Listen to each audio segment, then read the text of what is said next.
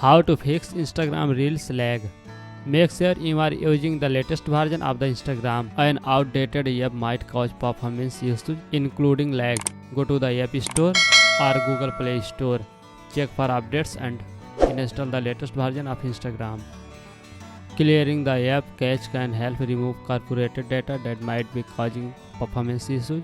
To clear the cache, go to Settings, tap on Journal, select iPhone storage. You can find the Instagram. You can see a two option, upload app or delete app.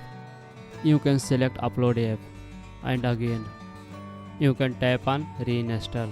If none of the above method work, try uninstalling and reinstalling Instagram. This can help fix any app specific issues or bugs causing lag.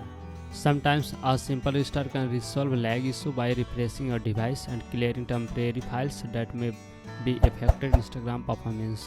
If you found this video helpful, please give it a thumbs up, subscribe to our channel for more tutorials. Thanks for watching and I will see you in the next video.